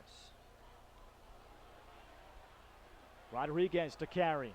He led the NESCAC with 45 caused turnovers. And Yeah, good Rodriguez timeout. looking for an outlet. Good job shutting off adjacent by Salisbury. They force a Wesleyan timeout. Yeah, once Rodriguez got by the shorty, you're thinking, okay, and then the pole comes out. That's the time you want to burn that timeout. Save possession. You're up by 3, 9.5 minutes left to go. Good piece of coaching right there by John Raba. First timeout called the second half for the Cardinals as they continue to nurse this 8-5 lead. Since 2012, Wesleyan has seen the growth of the sport in Connecticut. He has averaged more than 12 players from the state of Connecticut since 2012. This year he's got 13. So as the backyard improves, so does the house, as Wesleyan has been on some trek through the NESCAC. And their schedule, when you really look through what they had to go through this season, Mark, it was truly a gauntlet. Defeating RIT last week, winning at Tufts by a goal in the quarters. Cabrini was ranked 8th in the second round, and Cortland is a first-round matchup. Cortland was not too long ago that Cortland was competing for national championships. That's the first-round game, and then they lost to Tufts 12-9 in the NESCAC final. That's as hard as they can get, perhaps through a playoff run. No doubt. I mean, you talk about team programs that have won national championships, Cortland and Tufts, and then RIT's been in a number of Division III national championship games. So this team is battle tested, and we thought that they might be a little nervous coming out in the beginning. They were not. We thought that they might not be able to handle the Salisbury run once the Seagulls were able to get their feet beneath of them. They weren't, and now they're in control of this game. They really are. With 9.5 minutes left to go, expect pressure. Salisbury's going to come out and really try to get after Wesleyan. They don't want them to be able to be comfortable and salt this game away. And this defense for Salisbury is big. They're athletic, and they certainly are very good at causing turnovers. And that defense this season, playing the zone, allowing just a shade over 9 goals per game against that very difficult schedule. John Raba felt, we probably have the highest or the toughest schedule in the country, and then the different ways that they've proven to win. 19-18 last week, but they're very comfortable in playing the 8-7 game too. Sure. We'll see the Wesleyan strategy offensively, and we're going to see the patience of the officials. 9:30 is when this play commenced. It's been a 30-second possession so far. Wesleyan has not attempted to go to goal, and we'll see how the officials decide the level of urgency with Wesleyan. Barker thought about turning the corner and went outside to Turpin. We're getting close to a shot clock right here. 45 seconds and no offense.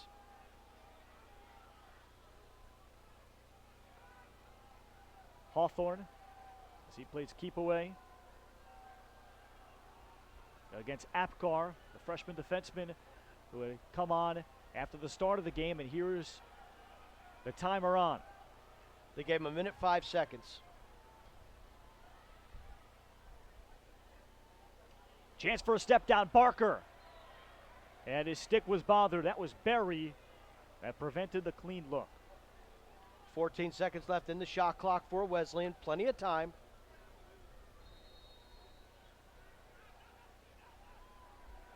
Final 10 seconds. Stanton could not get topside. Nowesnik all over his hands. 5 seconds left, and he has to throw it on goal. Warren making the save, and Salisbury comes up with a defensive stand. Well, that was about minute 40. Take it off the clock right there. I'm not real good at math, so I'm trying to. No, you're correct. Take the 0, carry the 1, all Your that good Loyola stuff. education has paid off. Meanwhile, Pompey off the face dodge. And the other thing that has happened, Mark, is you typically hear more about attacking zones in basketball, scoring before the defense or the zone can get set. Here is Reynolds, and Salisbury has not even had a glimpse of transition, and now they turn it over behind. Well, the unfortunate part of that is Wesleyan wasn't set. You saw the 6th defender coming into the restraining box, into the defensive zone late, and Reynolds just looked like he lost his footing, lost his balance and sends that ball out of bounds. So that is an unfortunate break for Salisbury.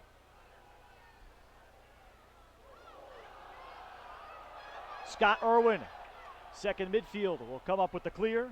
Product out of Garden City, New York on the island. As he shifts his way through. And he'll stay on for a second midi run. Excellent clear. I've been impressed all game long with the short sticks of Wesleyan clearing. I tell young players all the time, as a midfielder, your number one job is to get the ball from defense to offense. Pick up ground balls, play defense, and clear it. Barker, this time Pompey remaining in defensive lane.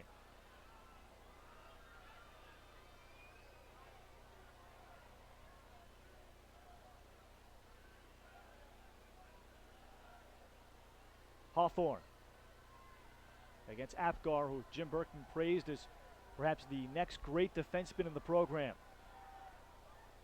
33 in yellow.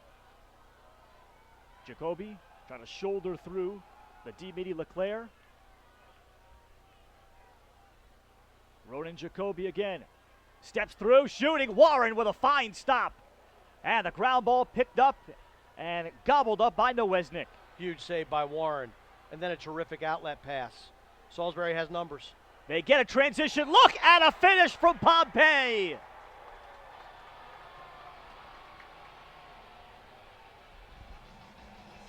It starts with the defense. Tremendous save by Brandon Warren. That could have been a goal. This is a 2-goal turnaround. And then the slow break. Excellent recognition by number 42, Jeremiah Leclerc. And he's got the trailer, Pompey. And Pompey has shown terrific range in this game. He just posts up with a high-to-low bouncer that beats Bohan. And the Gauls have crawled to back it within 2. Jim Berkman brought him in as a high school attackman, but every day he does something that makes you say, wow. That was one of them. And he has continued to grow. He visited as a junior at 5'11", 150, and he has added size and then shooting mechanics to boot. That's his second of the game. Leclerc on the assist. And a 2-goal game with 5:37 remaining. This is gut check time for Wesleyan.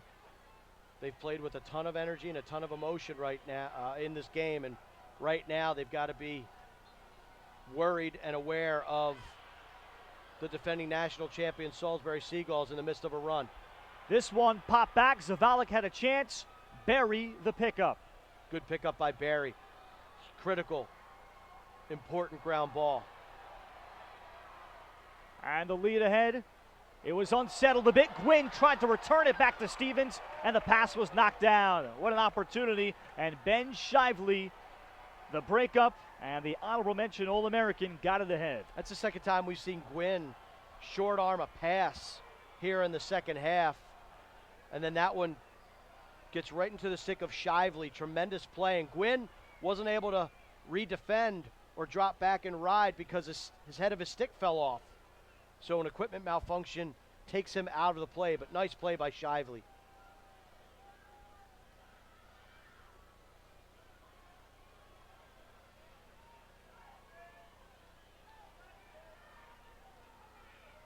Wesleyan can work the clock down to the 4.5-minute mark, protecting a 2-goal lead. Gesquire shooting. And the big guy got a good look, shooting left-handed. That was a quality opportunity, and that's going to take the pressure off of Wesleyan in terms of the shot clock. I think they just bought themselves at least another minute if they want to be that patient. But look at the defensive pressure being applied by Salisbury. They are in the shorts of the Cardinals. This time Parker Stevens trying to apply the pressure. Salisbury for many years has had great short stick D-middies. One timeout remaining as well for Wesleyan, so if John Raba feels like his guys are in trouble, he can make that timeout call.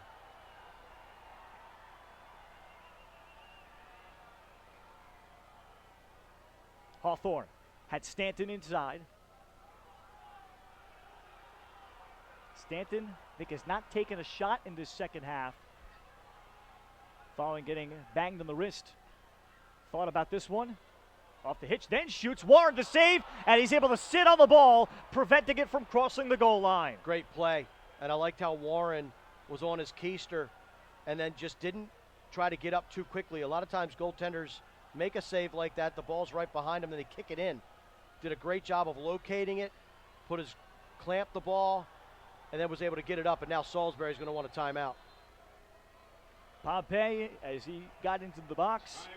Timeout, Salisbury, their first of the half. Facing a critical possession, trailing by a pair with 3:10 to go. What a finish here at Gillette coming up. The Division II national game is still to come. Merrimack will seek their first national championship, and they're only about 50 miles away here from Gillette Stadium, so they should have a great presence. They were here last year, St. Leo's. Gave Limestone all they could handle, but the Warriors, they're going to have to try to take down the Floridians, St. Leo's. But man, I tell you, that's going to be a great game. But we've got 3:10 left to go here in this one. I think Jim Berkman, look for Gwynn to figure into this equation. Also, trying to work the perimeter, get that Wesleyan defense extended out a little bit, and look for the quick kick inside to Maroney. Maroney's had some success this half, getting open and getting some shots off and scoring goals. 2 goals apiece for Corey Gwynn and Zach Pompey on the midfield for Salisbury. Maroney and Melton with the other 2. Otto Bohan, 9 saves in goal for Wesleyan. Wesleyan has doubled up Salisbury in the shots, 40-19. When you face a zone, you expect the team that's facing it to maybe have the overwhelming amount of shots. Not in this case. No, and that's just because Bohan's made several clean saves. Also, Wesleyan has controlled the ball offensively. They've done a great job of moving it, possessing it, making the Salisbury defense work. And they've really made Salisbury work for their shots. Wesleyan hasn't really, other than the goal at the end of the first quarter, Wesleyan has not given up anything cheap.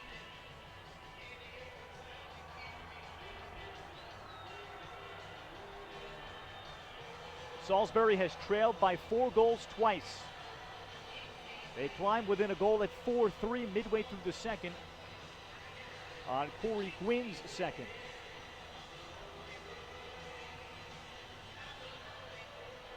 And they'll start it in the stick of Griffin Maroney.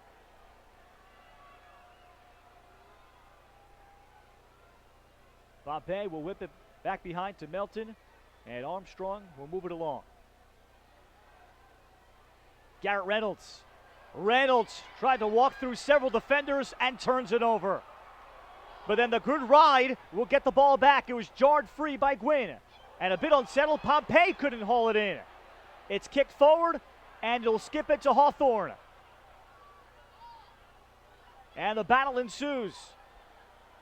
Salisbury still with a timeout.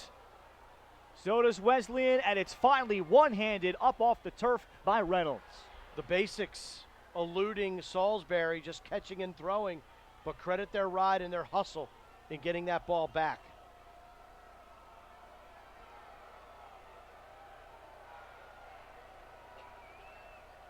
Pompey. Rodriguez comes up with a double, and here comes the flag. It's the right call. It's the right call. It's unfortunate because the Wesleyan defender looked like he was going to hit Pompey from the side, but Pompey didn't pick up the ground ball cleanly, and he gets run right up his back. Easy call by the officials. It's a 30-second foul. Salisbury is 0 for 2 on man up. With 2:05 to go, this is it. The face-off situation has been very close. It's 9-8. Wesleyan. The Seagulls look for their biggest shot and look of the game. It comes from Maroney.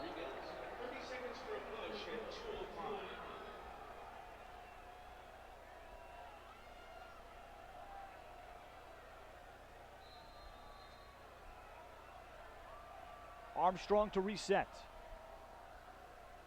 10 seconds to go in the man up. Another good look from the outside. This time it was Jarrett Bromwell. And you can see Wesleyan really sucking down low.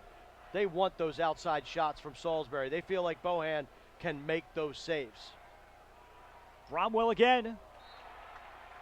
And time has expired. 3 shots in the man up for Salisbury, and all 3 from the perimeter. Yeah, and that's confidence in their netminder to come up with those big saves by letting guys rip it from 13, 15 yards on the extra man.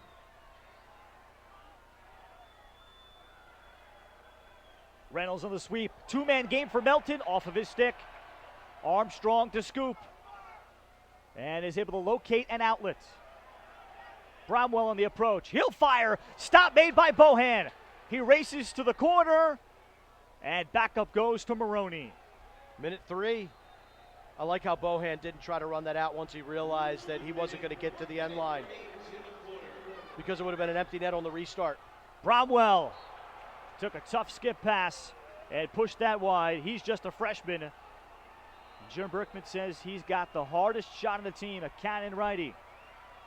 Bromwell with 3 looks on this possession. This time it's Gwynn. And the assault continues. They're just not putting it on frame. And when they did put it on frame, Bohan made that save. I thought Wesleyan was going to call a timeout, try to get a fresh unit in defensively. Shot by Maroney blocked. And the one-hand pickup. Gwynn the Academy was knocked Award down. Goes to. A little bit of acting right there. Maroney's shot could not be hockey sticked in. Was he pushed in? It's a push. And it will remain with Salisbury with 26.3 to go. They still have hope.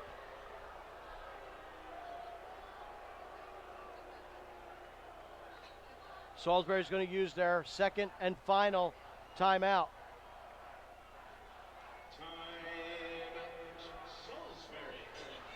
It's nearly a 3-minute long possession for Salisbury, including a 30-second man up. A series of shots, mostly high, against Otto Bohan. They've been ripping it, and they just haven't put them on frame. And when they did, Bohan made that save. But that's Wesleyan's MO right now, whereas before, they were pressing out, being very aggressive on the perimeter. It looks like Wesleyan is now content to pack it in a little bit more and make Salisbury beat them with essentially 3-point shots, long-range shots. And that is showing a lot of confidence in your goaltender. 15 seniors for Wesleyan look for one final stop. They hope to see a comeback to continue this latest great Salisbury run. If you are Salisbury, though, you got to put the ball in cage. You got to put it on frame. Make Bohan make saves.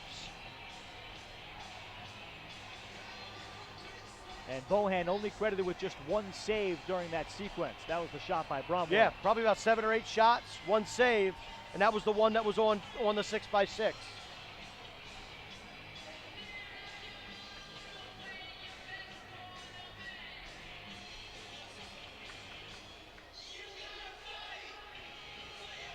Wesleyan led 4-1 at the end of 1 and 5-3 at the half. Their defense, that has been a terrific zone defense for so long, and now John Raymond feels we're bringing in kids we've really wanted. Kids, especially the senior class, that are all in. Their scout team works really hard for one another to push these seniors, and they're just a half minute away. Look for Bromwell up top, number 6, to get a rip. It is Bromwell. No shooting alley. Jarrett Bromwell has to rip. It's a bouncer that was deflected into the stick of Bohan. Wesleyan is just a clear away as they will race back behind their goal. The ball is out of bounds. Salisbury will have it with just a half second remaining. The celebration can begin for Wesleyan for the first time. They are national champions. The Cardinals can hoist a trophy. They upend the 2-time defending champs, Salisbury, at Foxborough.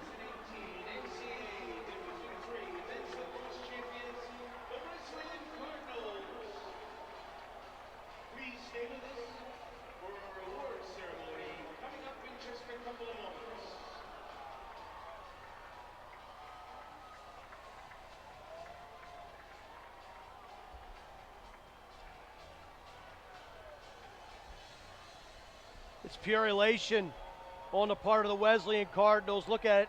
That's what they came to claim here in Foxborough, that national championship trophy. They've got it. The Wesleyan Cardinals, what a great game. Started out quick, absorbed a Salisbury run, and then closed with a run of their own, topped off by a defensive stand over the last 2 minutes that saw Salisbury uncork several shot scoring opportunities. But in the end, it's Wesleyan that is hoisting the gold. The dream season was supposed to be last year before they had their hearts broken by RIT and were humbled. But they came back this season through the gauntlet of a schedule, losing against Tufts, then to go through Cortland, Cabrini, to see Tufts again, to see RIT again, and then to run into Salisbury, the two-time defending champs. The Wesleyan Cardinals truly earned it in 2018. 8-6 is the final. Harry Stanton, in his final game, closes his marvelous career with 2 goals and an assist, and perhaps even a broken bone in his hand. Taylor Gesquire with a pair, Carter Hawthorne with 2 and 1. Corey Gwynn and Zach Pompey with a pair of goals to lead Salisbury. Gillette Stadium sees Wesleyan celebrate. We will carry the trophy presentation here on NCAA.com.